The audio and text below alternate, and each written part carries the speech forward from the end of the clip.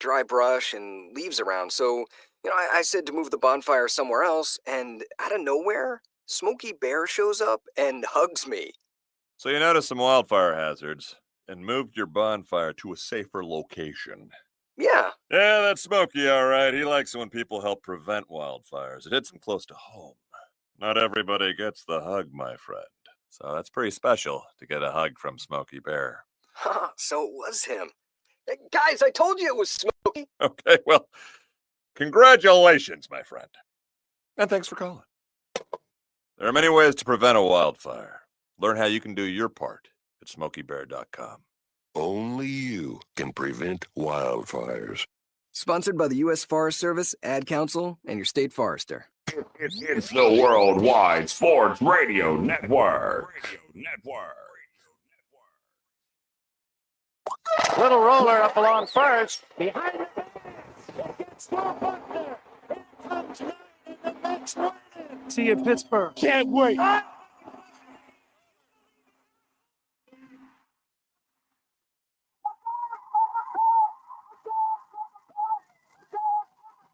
All the baby is out on the field. He's going to go into the end zone. Looking, throwing in the end zone.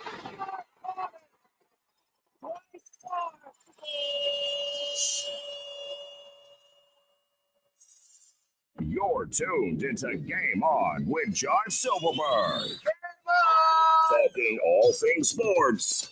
It's Game on! Yeah, game on. Game On, right here on the Worldwide Sports Radio Network. Yes, ladies and gentlemen. We are live here with Game On the Worldwide Sports Radio Network, joining you every single Tuesday from whatever time till 7 o'clock. It depends on how traffic is moving and rolling and shaking and everything like that. But we're here.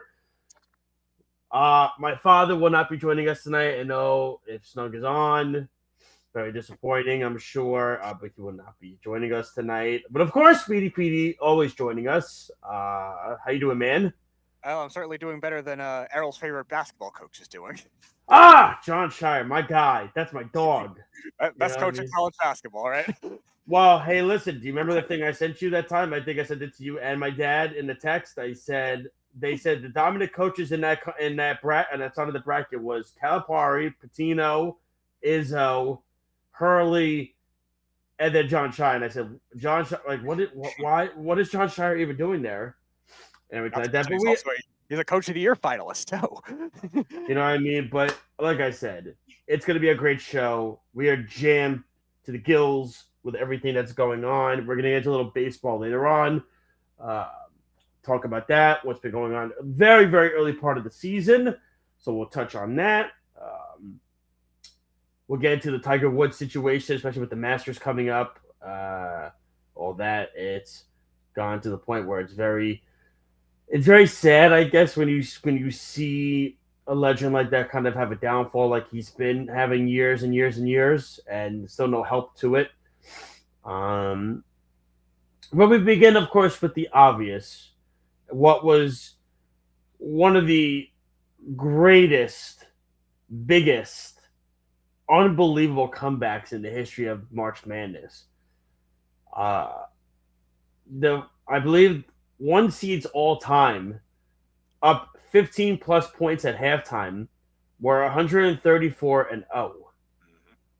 They are now 134-1 because John Shire and the Duke Blue Devils, baby, did what they've been doing the last couple of years, basically, and that is choking it up left and right.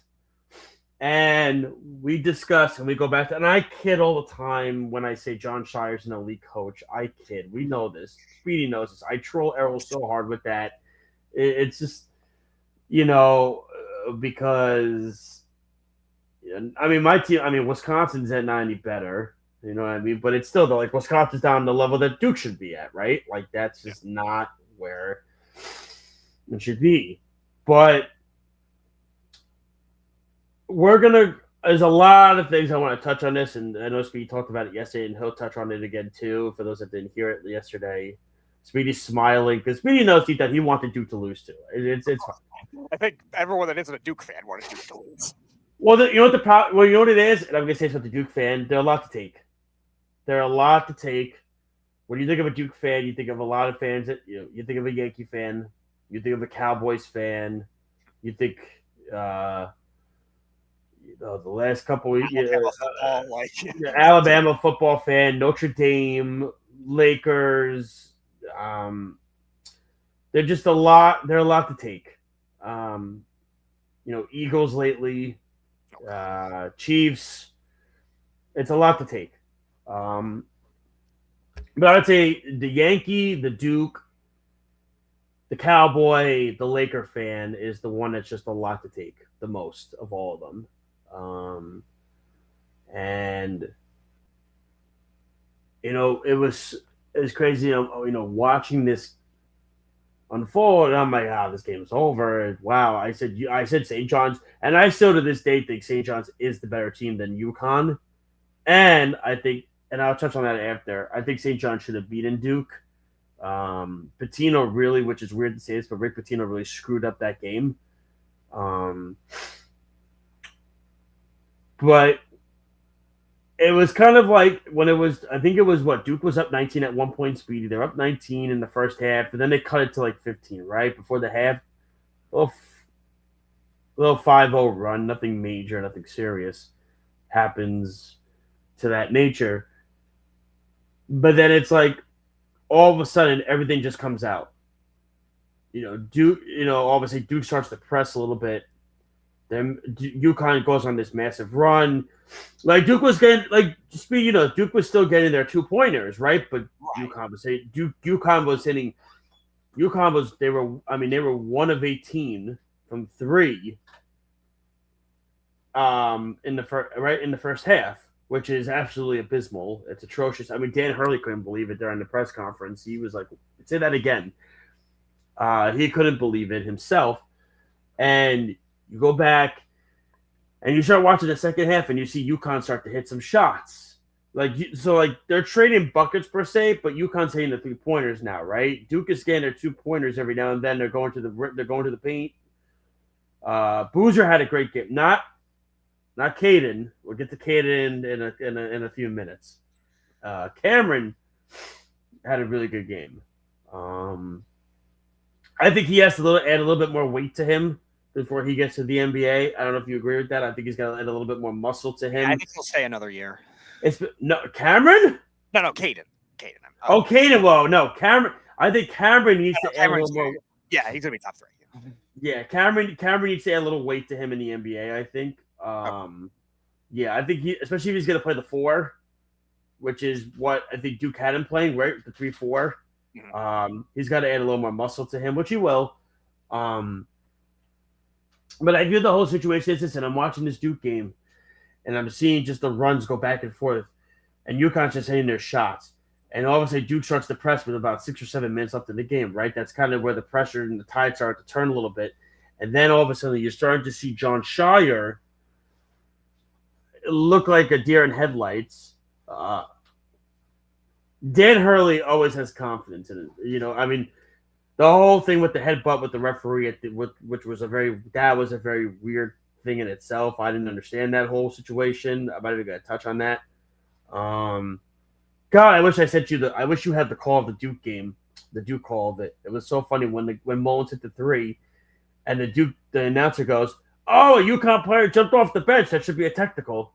I was like, "What are we doing?" I was like, "Come on, stop." But it really is shocking, and John Shire's now gotten to the point where even this year, right, the loss to North Carolina, that was a big loss, right? When they were up by I think it was 12 or 13 they were up? 12, I believe, yeah. 12, and they lost. You go back 2 years ago when they lost to NC State. They should never lose to NC State. Ever, ever, ever. And they did. Go back to this year where they almost lost to a 16 seed. What happened? Go back to this year where they almost lost to a 16 seed. Oh, yep, the Siena game in the first round. And everybody was like, "Oh, well, injuries happen. But yeah, injuries happen. But come on, guys, you're down 11 at the half." And then last year, you had the best player in the country in Cooper Flag, and you had Constance Canupo, who's going to win Rookie of the Year this year, on your team. And you blew a 6-point lead with 50 seconds to go against Houston, who at the time was one of the worst shooting, especially three-point shooting teams in the country. And you lost. You couldn't even get to a Final Four with two of the best players in the country on your team. And then this year, I went to with some say the best player in the country in Cameron Boozer. I know the kid from BYU people like, but people are saying that Boozer is the best player in the country. And you couldn't get to a Final Four with him either. So that's now 2 straight years you don't get to. And then the NC State loss, which was horrible. And John Shire has yet to get to a Final Four. And look, they're going to replenish and they're going to repeat because they have all the no money. They have the fan base. They have as good of a basketball history as there is in the country.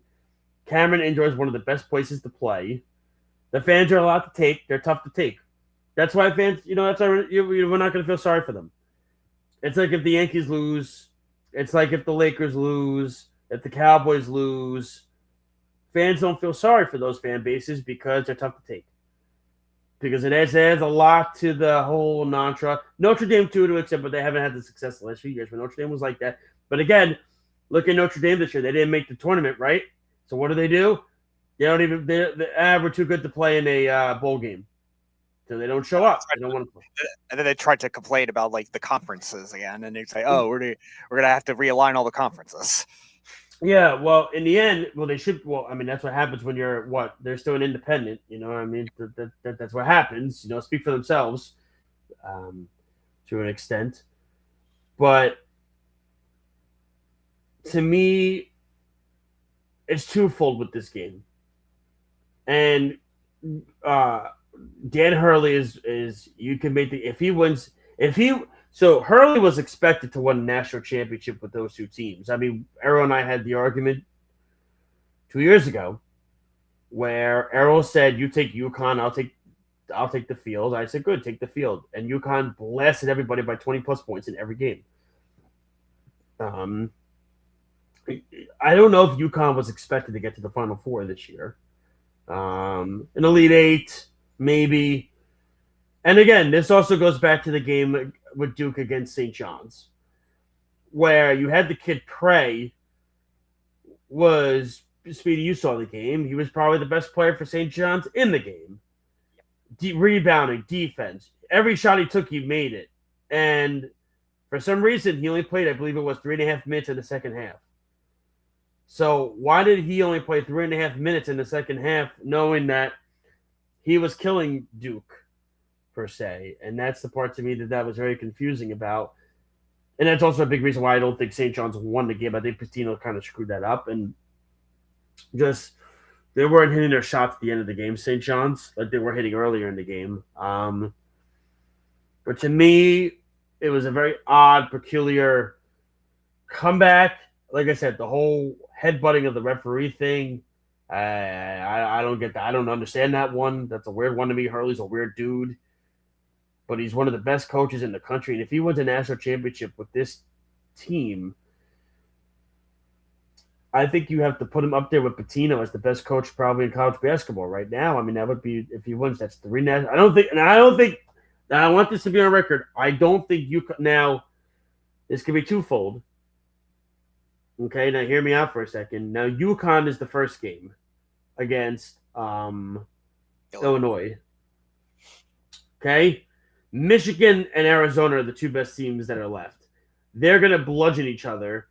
And in the second half, UConn could win the Illinois game, and they might be tucking themselves in the bed while the second half goes on. You understand what I'm saying?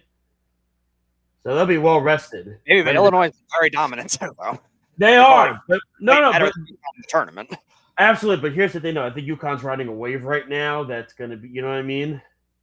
That's when you do something like that, that's tough. I mean, listen, they could have a letdown. I would pick UConn in that game. I think, to me, I mean, I had Michigan going to the championship game, so I'll stick with Michigan. But Going back to the Duke game really quick. First off, I don't want to hear from Cameron and Caden. Okay, I don't want to hear from the kids. I don't want to hear that they're paid athletes. I don't want to hear that they're this or that. Blah blah blah. They're 18-year-old kids. You know what I'm saying? I want to hear from Shire. Why was your 85% free throw shooter all the way down the court by the basket, and you knew that UConn was going to press, and Shire didn't do anything about it? Am I right or wrong with that one? Yep. So that's one. Okay, so that's number one. Number two, why am I hearing Cameron Boozer and Caden Boozer speak when? And by the way, they handled themselves great. And I'm gonna get to that. I'm gonna get to their father in a second, okay? Because he got his karma, and I'll explain that in a minute. Why am I hearing Cameron and Caden explain themselves? And I know Caden. Maybe you want to hear from Caden, fine, but he's a kid. You know what I'm saying? Mhm. The head coach is the one that's supposed to be the one that leads them to success. John Shire did no such thing there. I don't even understand why he did what he did. Did they have? And I think they had a timeout too, Duke, didn't they? I believe so. I thought they Had a timeout still, and they didn't use it. So that's number two. Number three, I would say, and I'm very upset. I'm very upset at CBS. Okay, you want to hear this one, okay? So CBS to me, here's the issue. Friday night, I'm watching I'm watching Carlos Boozer wave goodbye to the St. John's fans and the players as the game is over, right? That's nice. Really, I'm not even a St. John's fan. Do you know what I'm saying? So to me, I'm just like, whatever. But I'm watching this. I'm going, what are you doing? Like, let me ask you this question. Do you think St. John's fans were bothering Carlos Boozer when he's 5 rows behind by John Shire? Do you think he's going to the corridor to get a beer, and St. John's fans are waiting on line with him? You know what he's doing? He's going to the press box. He's going to a suite by Duke. They're taking care of Carlos. That's what they're doing. You know, the only thing, you know, and I'm wondering if Carlos didn't draw a line on his hair again like he did years ago. I'm wondering if that's the whole thing that he did that. Well, you know, he was great with that. But I believe he got his karma when so CBS, if you're gonna show Carlos Boozer waving to the St. John's fans goodbye when they win Duke, right? I want to see Carlos Boozer when his son cost the team the game. I want to see Boozer in the crowd. I want to see his reaction there. I want to see both sides. It's kind of like Taylor Swift, right? When the Chiefs are scoring touchdowns like crazy, we see Taylor Swift. I want to see when the Chiefs are getting mauled in the Super Bowl. I want to see Taylor Swift. I want to see what's happening. So it goes both sides of it. I want to see Carlos Boozer, right? Remember he was doing this the other night to the St. John's players. He's waving by. I want to see him when his kid cost Duke the game on Sunday with the pass. What was his reaction? What did he do? Did anybody get a hold of it? Get a video of it? Try to look it up. I want to know. I want to see what Carlos Boozer gave when his team.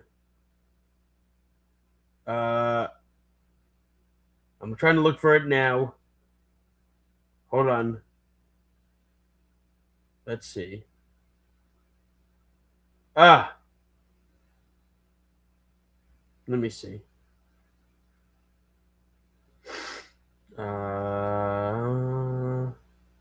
Let's Bury see. the files. No. Hold on. The archives are gone. Let me.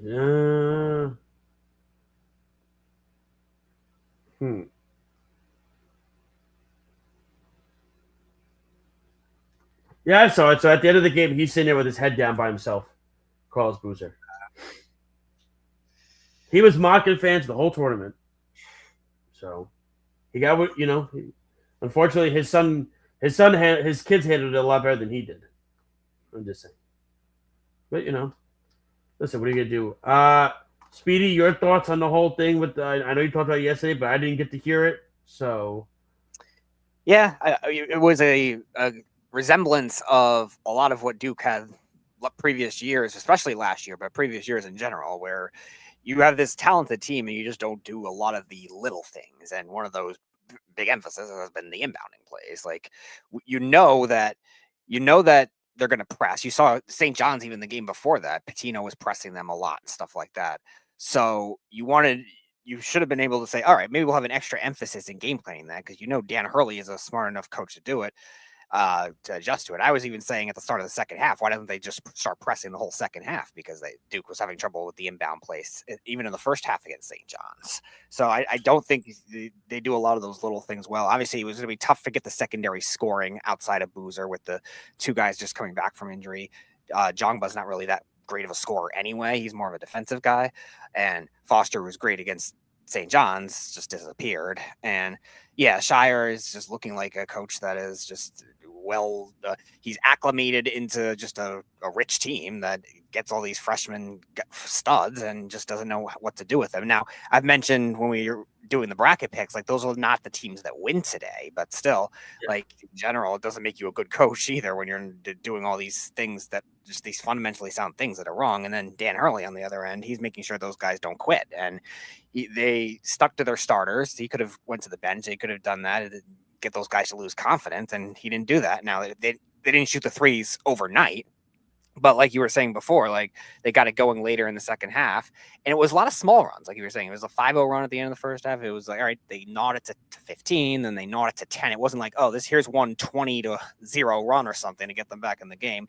Like you saw, we'll get to the Arizona Purdue game in a bit. It wasn't that type of spark. It was just a couple small runs, and then they just eventually got that. Well, that was, yeah. I mean, that was how it was. It was the small runs that got to it. And again, I mean, the Michigan game might even get a touch on. They just absolutely obliterated Tennessee. Yep. The Purdue game was interesting because Purdue was up in the first half. Remember, they were up, and then. Matt Painter, man, that guy. Errol loves him. Maybe he should be the next coach of Duke. Oh, he'd love that. He will. On Shire. He will never leave Purdue. That college is paying him everything. All their no money is going to his salary. That's where it's going. Yeah, I was gonna say, I don't know if they're going to be able to get like a bigger name if he decides to take a bigger job. Yeah, no, I think, like I said, I think for Shire, and listen, Duke's they're gonna reload, right, for next year. This is what they're gonna do. I don't know what the recruiting is. Let me see, 2027. No, would it be 2026? I guess. NCAA. Yeah, season starts in October. Yeah. NCAA. Recruiting rankings.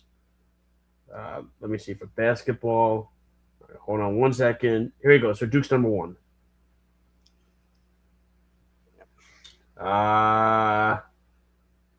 They got the number 3 guy in the country in Cameron Williams.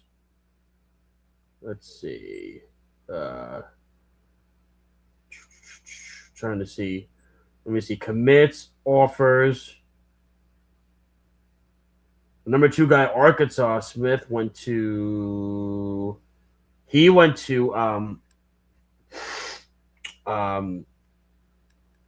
with Calipari. Tyron Stokes has yet to make a decision yet.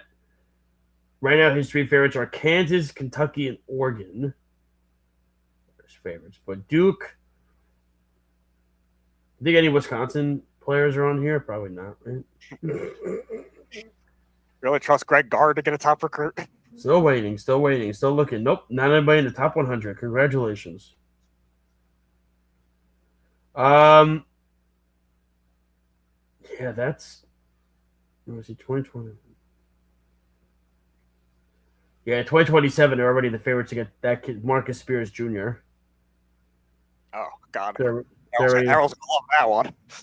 What'd you say? Oh, he knows about him? No, he takes shots at his father all the time. Is that the same kid? I would imagine so, right? I would think. Let me see.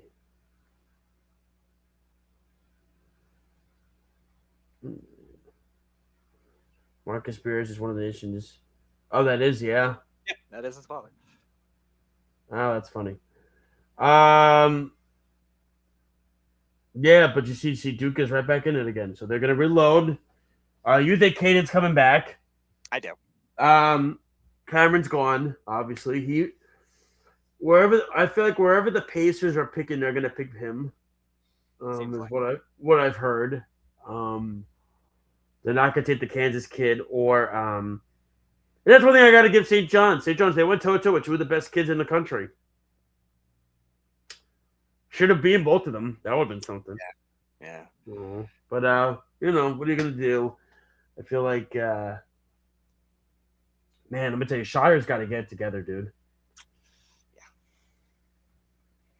Do we think he's going to? No. Okay. Anyway, random heartbreaking Sweet 16 or Elite 8 loss again next year. Well, I mean that's the big question, right? It's a matter of you're getting the number 3 player in the country, okay?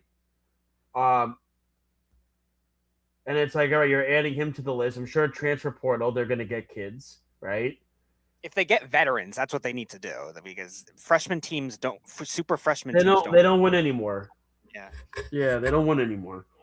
I mean, look, because that's what St. John's does. They don't, right? They don't. Patino doesn't recruit heavy like that anymore. He just gets kids in the transfer portal, and I mean, the only coach that I know that said he's still going to stick to the whole freshman idea is Calipari. He's not changing his philosophy with that. Hence, the number 2 kid in the country is going to Arkansas. You ever thought that right 4 years ago? No. No. But that's what money will do to you. But when I get to our next topic, of course, and that's the whole Tiger Woods situation. And with the Masters right around the corner, literally the Masters are starting next week. So, which is kind of cool. I'll actually be in Vegas when the Masters starts. That's kind of cool. That'll be fun. There'll be a lot of gambling on that one. Yep. The question is going to be, well, one, I don't think Tiger Woods is going to be there, but that's not even the big part. If you all live under a rock, if you didn't know, Tiger Woods the other day was driving 2:00 in the afternoon. I believe it was Saturday. Tried to cut off a laundry truck, if I'm not mistaken, and car flipped over, and he was high on. It was drugs. He had drugs. If it was Oxy or something, and flipped over, and he was climbing out of the side window at 51 years old. And the question now remains is, one, will somebody have the guts to tell Tiger you need help? That's number one. Because I feel like this is the issue. Tiger, I feel like, hangs around with a lot of yes men. You know what I mean? Because they are too scared to get, if this was like 30 years ago, like the networks don't want to touch a nerve with Tiger, because then Tiger won't talk to you, right? But if Tiger, listen, Tiger's not going to the Masters next week. I know that for a fact, whether it's been announced or not. If he does, he's got to answer to all the media. But from everything that I'm reading is apparently the Masters, they're not even going to touch on it. And to me, I think that is, I don't see, why you wouldn't, because Tiger Woods is one of the greatest golfers ever. He can make golf greatest of this generation. He's as well known name as there is in the world. And you don't want to hear from a golf expert or even Jim Nance the opinion of the thought of what's going on with Tiger. I know some people say it's twofold because, he's not here. They don't want to talk about it. It's the Masters. We don't want to talk about it. Actually, before I get to that, one last thing I want to say really quickly about the whole UConn Duke thing. You want to know why also UConn won? Because and this is going to ruffle a lot of feathers of Duke fans. This is going to, I'm saving this. This is going to ruffle a lot of feathers. This is what happens. UConn has a tougher coach. They have a tougher staff. And they have tougher players than Duke does. That's why UConn also won. They are a tougher team than Duke is. And Duke doesn't want to hear that because one of their rivals is UConn. They don't want to hear that. They don't want to hear it, but too bad. Back to the whole Tiger thing. I was saving that. I want to know about, because here's the thing what's going to happen with Tiger Woods, right? Here's what the deal is going to be. This is going to happen again. Next time, he's going to take people with him.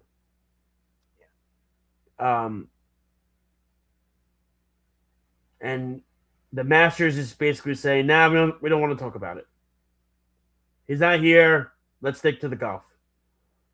ESPN and CBS, let's stick to the task at hand. Let CNN or somebody talk about it. No. To me, if let me ask you this, okay? If it's, I'm trying to think of somebody famous that died of like,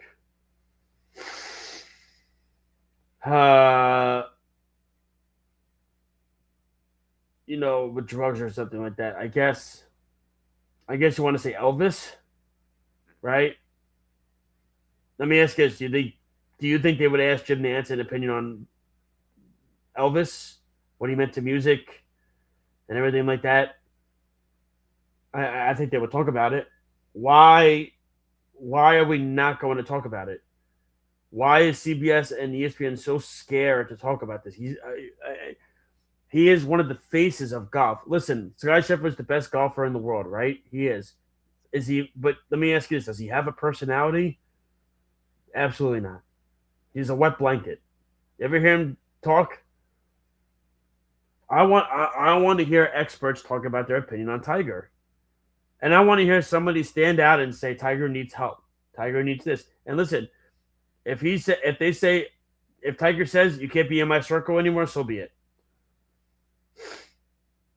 Because here's the reality: is if Tiger said something like that to somebody, here's the truth. He don't want to hear it because he knows he has a problem and he won't admit it. You're 51 years old. You're trying to swerve around a laundry truck, and you're climbing out of the side window of your car after it flipped over. You have a problem. The lasting image I have of Tiger Woods not even doing the fist bumping after he hit a big par shot for the Masters. I have the glassy-eyed picture of Tiger Woods getting a mugshot done. That's my last resemblance I have of Tiger Woods.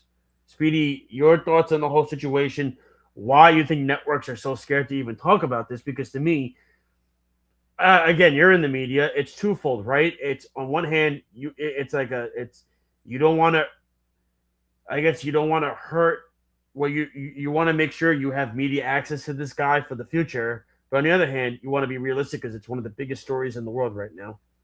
Yeah, it's tough because you look at like an individual story like that, like overlapping what is an individual sport and like I guess other individual accomplishments. The same thing could happen with the Olympics too. If like any controversy like that happens, tennis, anything that's in an individual sport, something like a scandal like that would overshadow them. So I could get it to an extent of why they don't want to take away from if a guy is having a record-setting pace to start the Masters, because it's the biggest competition for golf that gets the most hype, I would say. The U.S. Open gets a lot too, but I would say the Masters, that's the biggest of the four majors. And maybe that's why they don't want to like have it to be an underlying factor. But yeah, I think it's going to be brought up eventually anyway. So you like them just completely, like, I guess, blindsiding away from it.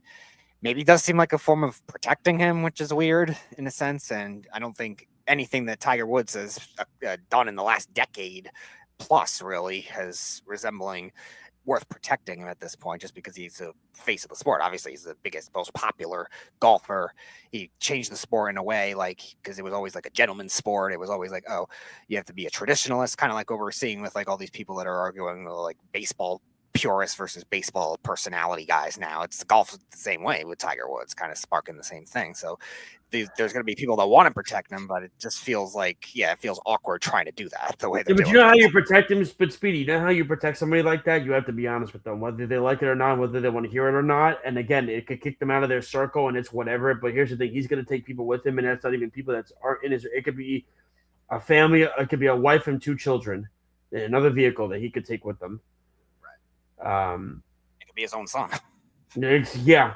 I mean, that's the reality of the whole situation. To me, I find it to be very disturbing about how the whole thing has been looked at. But I just, let me ask you this. Don't you want to hear what CBS, or do you not care about what CBS and ESPN thinks? You just want to hear about what's going on in the golf?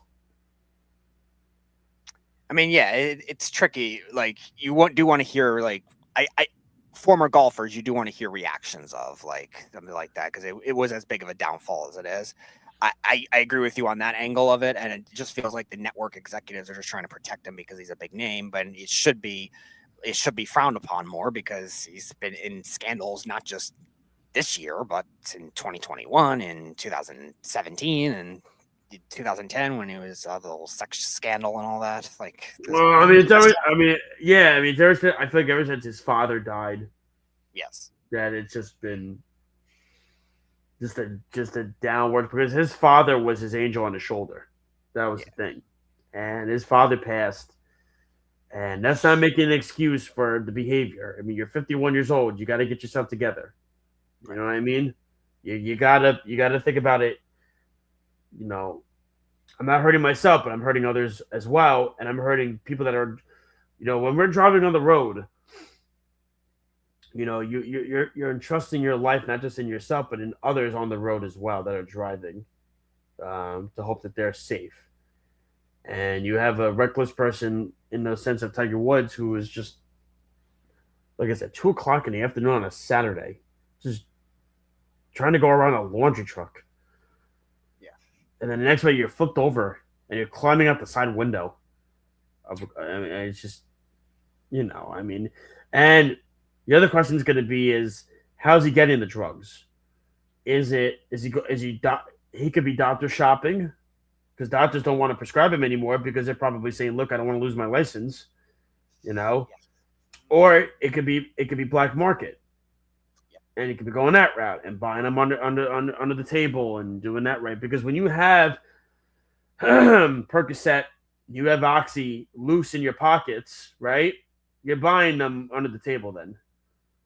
But you're also, remember, when you take those drugs, because I had neck surgery before, I took Oxy, they make you high. That's what they are. They relax you. That's what they're muscle relaxers. You understand what I'm saying? They make you high. I don't know if you ever taken them before, Speedy. I'm not sure. So when you take those and you're driving, you're impaired at that point, right? It's a DUI. So to me, somebody has to talk to him. Somebody has to say something to him. I know people are too scared to do it, and the fact that nobody's done it yet. And again, it's going to ruffle his feathers. It doesn't matter. You're trying to save the life of him and other people that are around him. Somebody's got to talk to him, because you got to say to him, listen, Tiger, you're 51 years old. You have a problem. You need to go get help, rehab, something. Go do something for your family, for your kids, for those around you in the world when you're driving. Something. Like, you're Tiger Woods. Go hire a driver. Right. You know what I mean? To hire a driver to take you somewhere. That's to me, I mean, I don't know. I mean, if I had that money, I wouldn't want to have to drive anywhere. I'd want somebody to drive me. Sure. It's my opinion, but having said that, but I digress. Let's get into our last topic of the day. That is the early baseball season. There are no more undefeated teams in baseball anymore, as both, I believe, the Yankees and the Dodgers lost yesterday. So the undefeated seasons will not happen. They are over. So there'll be no 162-0 this year. All right, time for the Dodgers to make a trade and pay someone more deferred money. Oh, that would be. By the way, I gotta bring this up. I don't know. People have been seeing it on my X page recently. I gotta bring this up. It's just been bothering the it's just bothering me so much. It's not because I'm a Met fan. I've watched the Edwin Diaz entrance with the live trumpet girl, and I really don't want to be that guy. You know what I mean?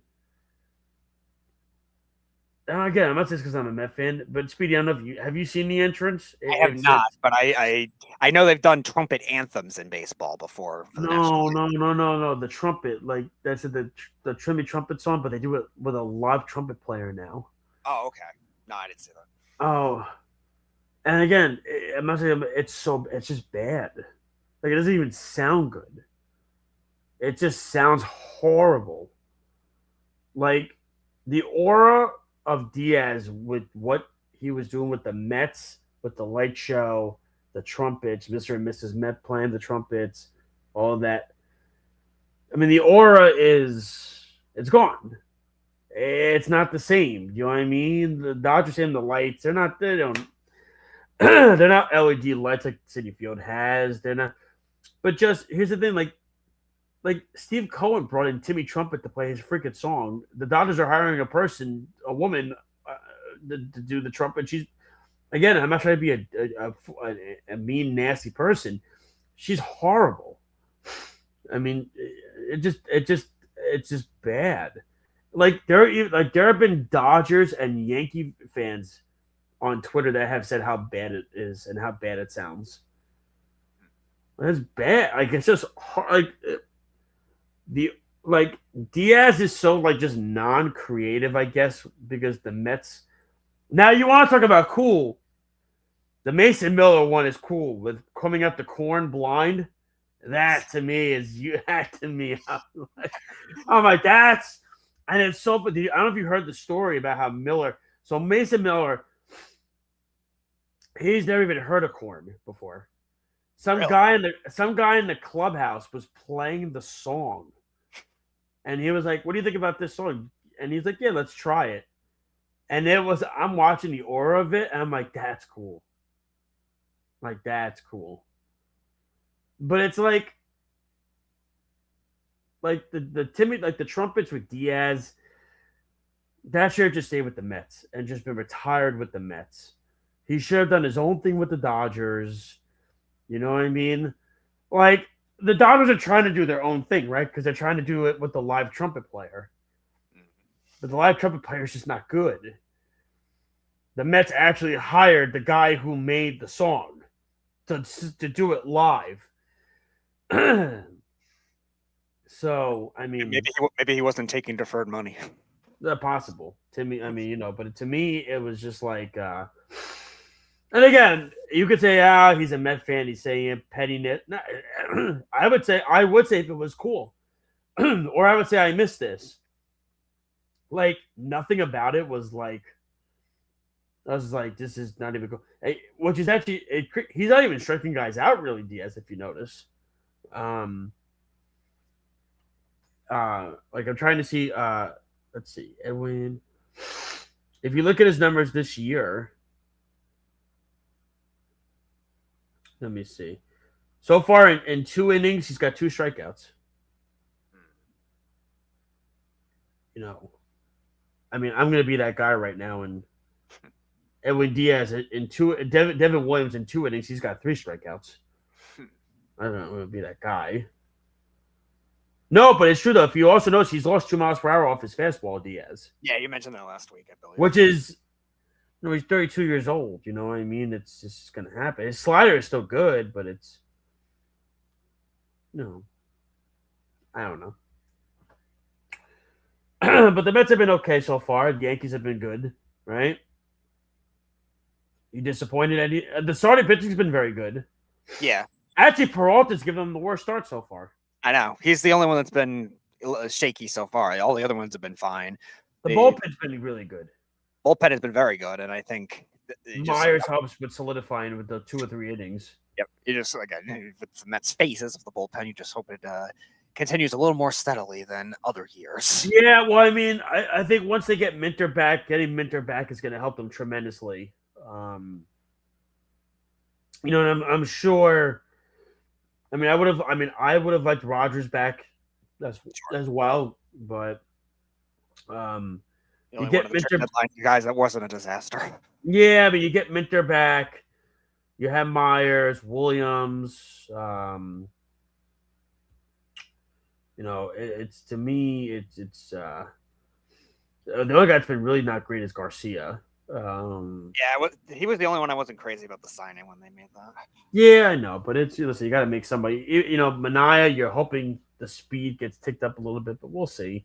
But the Yankees have been good so far. The starting pitching has been good for the Yankees. I mean, that giant manager seems so in over his head, man. This giant manager, what's his name? Tony Vitello. He looks so in over his head. I don't know. Like, he just looks just like a guy. I mean, I think they beat the Padres though yesterday, right? Yeah, he finally won a game. Well, let me ask you this: no? It's very, very early. Are we concerned about the Phillies yet? Getting lambasted by the Rangers and the Nationals so far. A little, but it's early. It's still early. The Mets are obviously going to look more complete right now. Are we also concerned? Are we concerned that Duran already blew a game this year for the Phillies? Maybe, because he's had streaky splits in his career.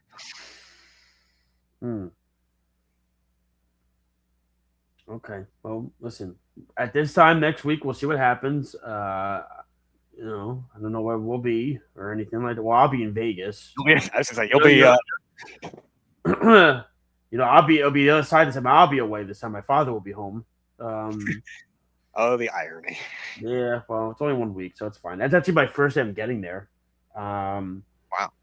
Yeah, I'm getting there Tuesday at 10:30 in the morning. Their time. So 1:30 our time. Okay. Yeah, the time change is going to throw me off. It's going to be rough. But the games are going to be so early. Like, it's going to be the Masters is going to be so, like, the Masters tee off is like 9 a.m. or something like that. The first year, it's going to be like 6 a.m. starting time for the Masters. I will not be up at that time. I will not be up. I'll be sleeping. But yeah, but Speedy, I appreciate you filling in. Thank you so much. My father will be back next week. This was fun, as always. Don't forget to check out the New York Sports Loudmouths Mondays and Thursdays at 6:45, of course, with Speedy on there, Aaron Fishman, and, of course, Errol Marks and Quinnen Copels. They've been a great show so far with those guys. Snowman in the morning, of course, and the Weekend Crunch with Errol and Speedy on 103.9 on Saturdays at 7 p.m. We're at the New York Honors play.